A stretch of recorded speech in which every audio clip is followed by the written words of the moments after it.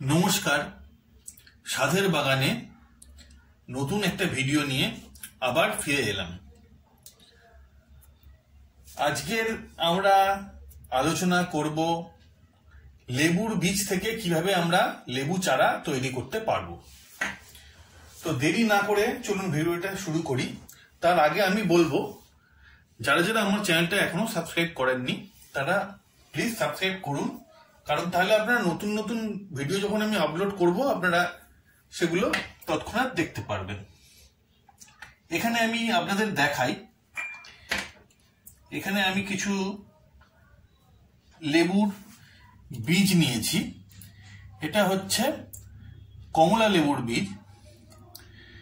তো আমি এই বীজ থেকেই চারা উৎপন্ন করে আপনাদের দেখাবো।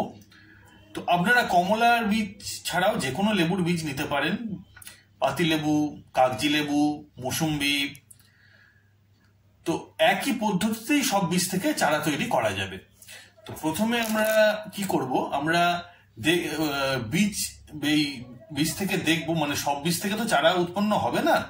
তো সেই কারণে আমাদের বীজগুলো সিলেকশন করতে হবে সুস্থ বীজের, যেখান থেকে আমরা কিছু সুস্থ চারা তৈরি করতে পারি। তো তার জন্য আমি কি করব, এই যে কাঁচের গ্লাস, মানে যে কাঁচের পাত্র, আপনারা যে কোনো পাত্র নিতে পারেন, তার মধ্যে আমি এই বীজগুলোকে ফেললাম।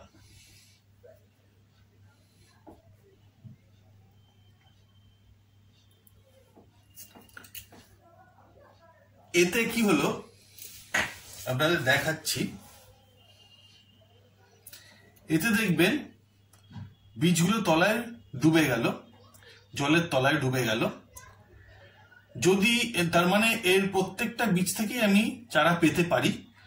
যদি বীজগুলো খারাপ হতো তো এই বীজ, মানে যে বীজটা খারাপ থাকতো সেই বীজটা জলের ওপর ভেসে থাকতো, তো সেই বীজটাকে আমরা ফেলে দিতাম, বাকি বীজগুলো আমরা চারা তৈরি করার জন্য নিতাম।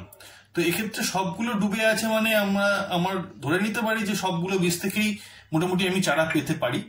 তো এই বীজগুলো আমি প্রথমে কালেক্ট করব।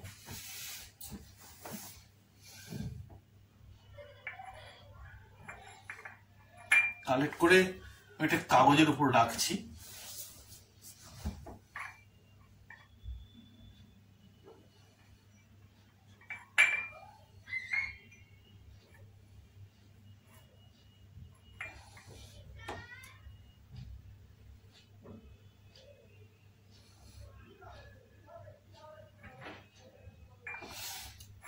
কাগজের উপর বীজগুলো আমি রাখলাম।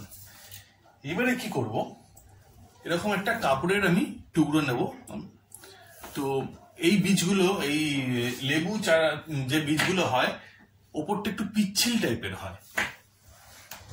এই কাপড় দিয়ে ওই বীজগুলোকে একটু ঘষলে এই পিচ্ছিল জিনিসটা চলে যাবে, উঠে যাবে।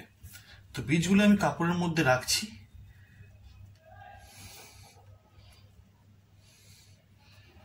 রেখে আমি হালকা করে চাপ দিয়ে, বেশি জোরে চাপ দেবো না, বীজের ক্ষতি হতে হবে, হালকা করে চাপ দিয়ে বাইরের গাটা যাতে হালকা করে ওর দিয়ে ঘষে ওপরে যাতে এই পিচ্ছিল ভাবটা চলে যায়, সেটাই করলাম।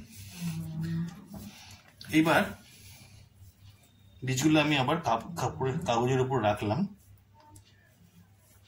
দেখুন এখন কিন্তু আর পিচ্ছিল ভাবটা নেই, কোনো বীজেই নেই, খুব সহজেই ধরা যাচ্ছে। তো এখন চারা উৎপন্ন করতে গেলে এবার যে কাজটা করতে হবে সেটা হলো,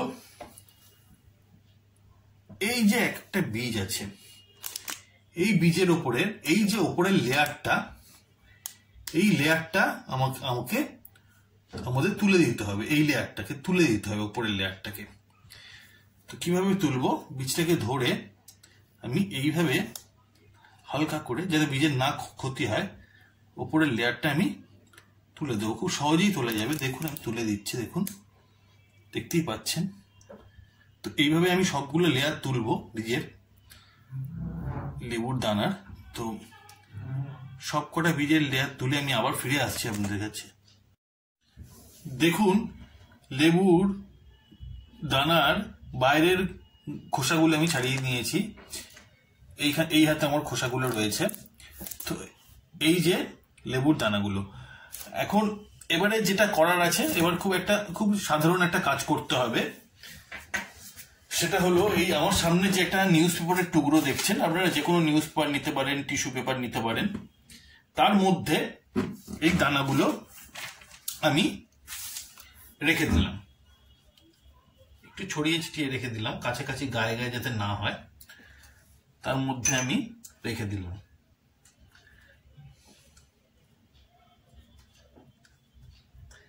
এইবার এটা এইভাবে মুড়ে দিলাম, এর উপর আমি একটু জল ছড়া দিয়ে দিচ্ছি। আপনারা স্প্রে বোতল দিয়ে জল দিতে পারেন, ভালো হয়, কারণ সমানভাবে জলটা পড়বে ময়েস্ট করার জন্য। আর হাত দিয়েও দিতে পারেন, কোনো অসুবিধা নেই। এর মোটিভ মানেটা, এটার হচ্ছে উদ্দেশ্যটা হলো এটাকে ভিজিয়ে দেওয়া, মানে বীজগুলো যাতে জল পায়, ভিজিয়ে রাখা, ভালোভাবে যাতে জল পায়। এটা এবার আমি মুড়ে নেব। এরকম ভাবে একটা ফোল্ড করলাম আর একটা ফোল্ড করলাম। আপনারা টিস্যু পেপার নিয়েও করতে পারেন, কিন্তু তাতে কোনো অসুবিধা নেই। এটাকে ভালোভাবে ভিজিয়ে দেবেন, কাগজটাকে, নিউজ পেপারটাকে।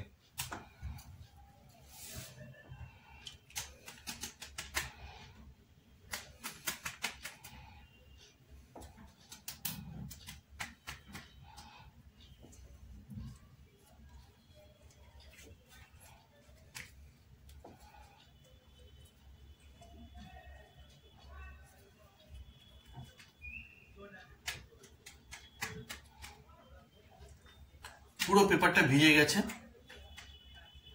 মোটামুটি, একদম চপচপে করে ভেজাবেন না, মোটামুটি হালকাভাবে ভিজে গেছে। তো এইবারে আমি কি করব, এই পেপারটাকে আমি এরকম ভাবে আমি একটা পলিথিনের মধ্যে, পলিথিনটা কালো হলে ভালো হয়, কারণ এই লেবু বীজ জার্মিনেট হতে অন্ধকার পছন্দ করে। তো আমি এরকম একটা কালো পলিথিন নিয়ে পলিথিনটাকে একটু ভেতরে এয়ার রেখে দিলাম। পলিথিনটাকে এরকম করে বেঁধে আমি একটা অন্ধকার জায়গায় 10 থেকে 12 দিন রেখে দেব। তো রেখে দেওয়ার আগে আমি কয়েকটা বিষয় আপনাকে বলি। আপনারা যখন লেবুর দানা থেকে চারা তৈরি করবেন, সেই চারা থেকে অবশ্যই গাছ বেরোবে, মানে সেই দানা থেকে অবশ্যই চারা গাছ বেরোবে। সেই গাছ থেকে বড় হয়ে ফল হতে কিন্তু আপনার 3 থেকে 4 বছর সময় লাগবে, তার আগে কিন্তু ফল পাবেন না। আপনারা যদি ইনস্ট্যান্ট ফল চান, তাহলে বাজার থেকে লেবু গাছ কিনে এনে টবে বসাতে পারেন। তবে বীজ থেকে চারা গাছ তৈরি করে তার থেকে ফল পাওয়ার যে আনন্দ, সেটা কিন্তু বাজার থেকে চারা গাছ কিনে এনে পাবেন না। আর একটা লেবু থেকে প্রচুর লেবু চারা তৈরি করতে পারবেন, দানা সংগ্রহ করে প্রচুর লেবু চারা তৈরি করতে পারবেন। তো এইটা আমি এখন অন্ধকার একটা জায়গায় রেখে দেবো। আপনারা কোনো আলমারির ভেতরে বলুন, ড্রয়ারের ভেতরে বলুন, যেখানে খুশি, যেখানে আলো প্রবেশ করে না, এরকম জায়গায় রেখে দেবেন 10 থেকে 12 দিন। তো 10 থেকে 12 দিন পরে আমরা আবার ফিরে আসব, দেখব কি রেজাল্ট হলো। ততদিন আমার সঙ্গে থাকুন। 10 দিন পরে আমরা ফিরে আসছি। আপনাদের সামনে ওই কালো পলিথিনটা রাখা আছে, আপনাদের সামনেই আমি এটা খুলে দেখাবো।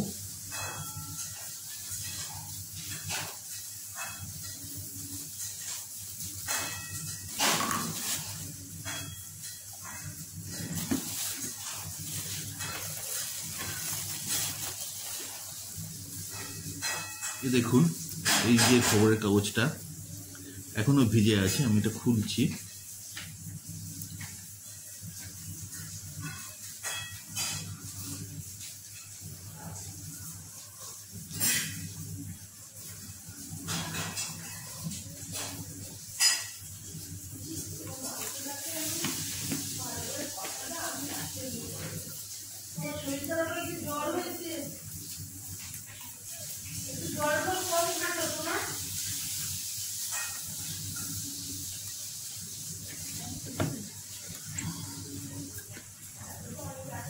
দেখুন যে কটা রেখেছিলাম তার মধ্যে প্রায় সব কটা থেকেই